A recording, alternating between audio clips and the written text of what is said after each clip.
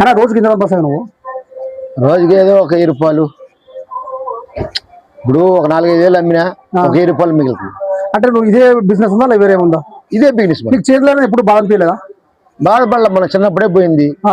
చిన్నప్పుడు 11-12 ఏళ్ళ వయసులో కరెంట్లో పడేసాడు. అది హాస్పిటల్ తీసేశారు, 3 సార్లు ఆపరేషన్ చేసి తీసేశారు. నల్లగా కాలిపోయిందంట. ఆ ఏళ్ళ నుంచి ఏదో మన బతుకు తిరిగి అంతే.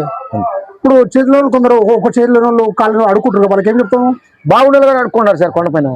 మనకి అలవాటు లేదు, మనం కష్టం చేసి. కొందరు చేతులు లేకుండా అడుక్కుంటారు, వాళ్ళకి ఏం చెప్తావు నువ్వు? ఏం చెప్పారు రే, చెప్పులు దుగులుచుకుని కూడా బతుకుతున్నారు ఇక్కడ. మనం ఇన్నెంతో మంది వాళ్ళు కుట్టినా కానీ వాళ్ళు మానుకోలేదు. మనకి అది అంతవరకు మన బతుకున్న చాలనుకుంది. అంటే ఏదైనా చేసుకొని బతుకొచ్చు కానీ అడుక్కోదంటావు?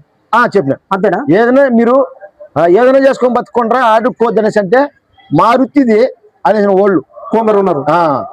మా వృత్తిది, ఎవరైనా రూపాయి ఇస్తే చేసి జాబ్ తీసుకుంటానే కానీ నేనైతే రూపాయి ఇయ్యమ్మా అనేసి.